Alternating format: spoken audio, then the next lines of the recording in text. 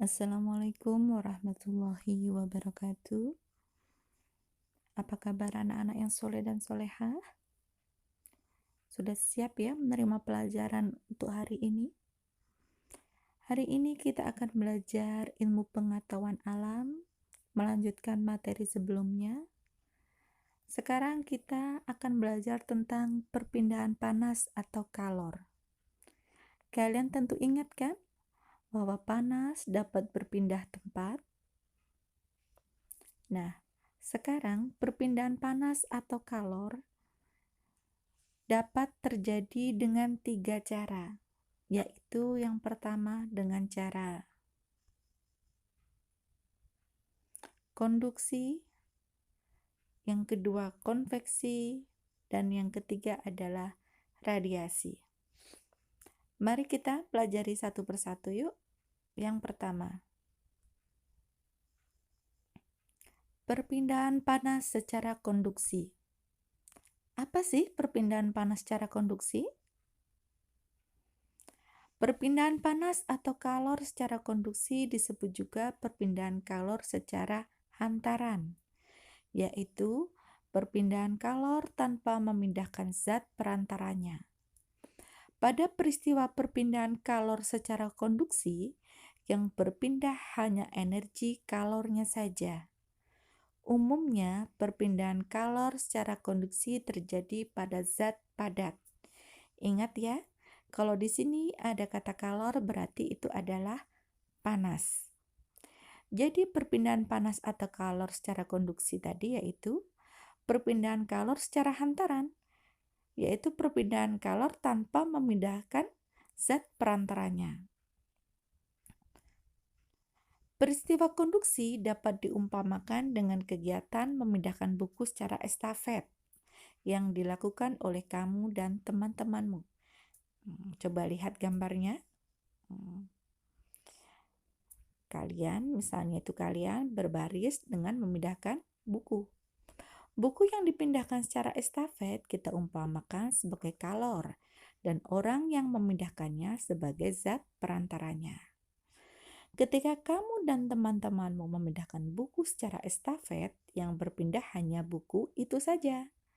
Sedangkan kamu dan temanmu sebagai perantara tetap diam di tempat, tidak berpindah. Begitu pula dengan peristiwa konduksi, hanya kalor yang berpindah, zat perantaranya tetap. Mengerti? Contohnya yaitu saat kita membuat teh dan memegang salah satu ujung sendok yang dimasukkan ke dalam air panas, apa yang terjadi? Pasti lama-kelamaan ujung sendok yang kita pegang juga akan terasa panas.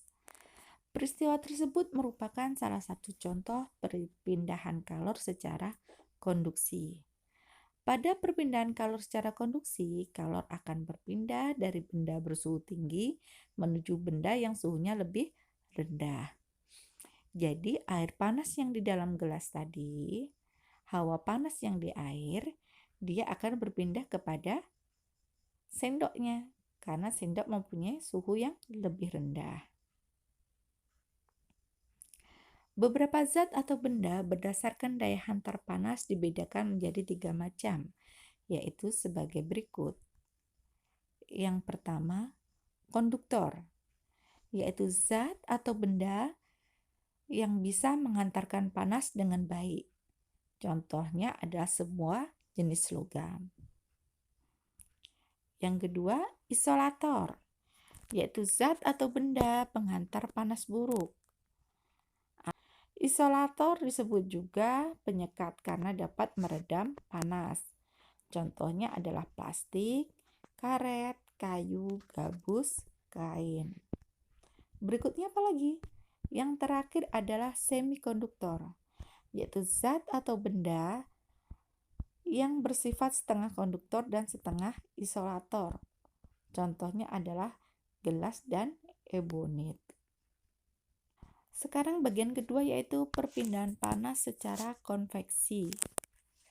Apa ini? Ayo. Perpindahan panas secara konveksi yaitu perpindahan kalor yang disertai dengan perpindahan zat perantaranya. Umumnya, peristiwa perpindahan kalor secara konveksi terjadi pada zat cair dan gas. Zat yang menerima kalor akan memuai dan menjadi lebih ringan sehingga akan bergerak ke atas. Saat zat yang lebih ringan tersebut pindah ke atas, zat yang ada di atasnya akan menggantikannya. Perpindahan secara konveksi dapat diumpamakan dengan kegiatan memindahkan setumpuk buku dari satu tempat ke tempat lain. Ketika kamu memindahkan buku tersebut ke tempat lain, tentu kamu akan ikut bersama dengan buku-buku tersebut. Jika buku-buku itu diumpamakan sebagai energi panas dan kamu adalah medianya atau penghantarnya, maka perpindahan kalor dengan cara konveksi akan menyertakan perantaranya.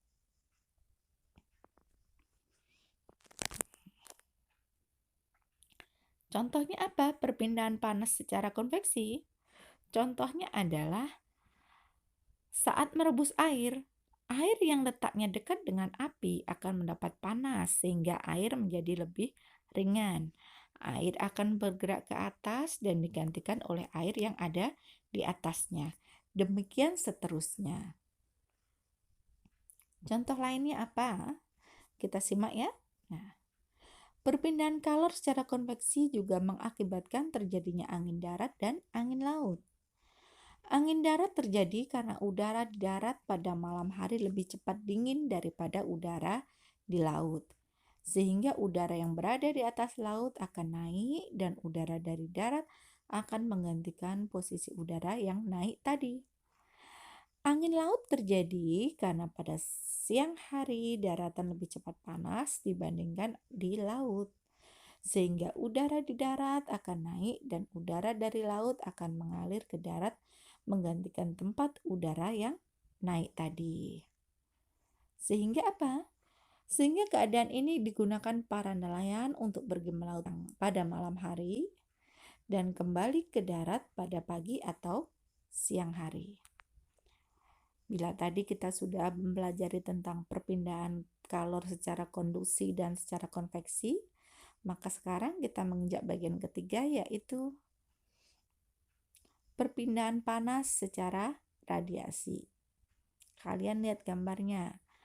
Ada api yang terbakar, api yang menyala dari kayu, kemudian ada tangan yang diletakkan di dekatnya. Apa yang dirasakan? Yang dirasakan adalah kita akan merasakan panas api tersebut. Radiasi adalah proses perpindahan kalor yang tidak memerlukan zat perantara. Contohnya apa?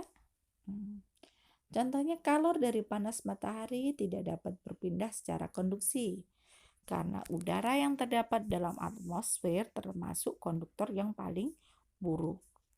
Kalor dari matahari pun tidak dapat menghantar secara konveksi karena antara matahari dan bumi terdapat ruang hampa yang tidak menghantarkan kalor.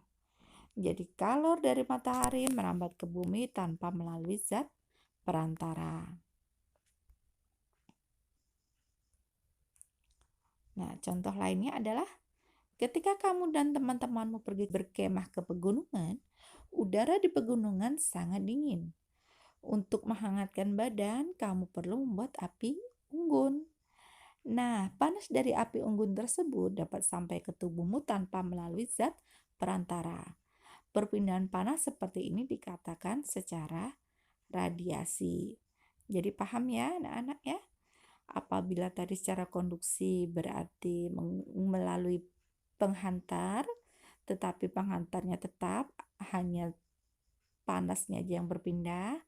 Lalu yang secara konveksi bahwa dia medianya ikut berpindah atau penghantarnya, sedangkan secara radiasi adalah tidak memerlukan perantara. Demikian anak-anak ya penjelasan materi untuk hari ini. Selamat belajar, selamat mengerjakan tugas, ada di file berikutnya. Tetap semangat. Wassalamualaikum warahmatullahi wabarakatuh.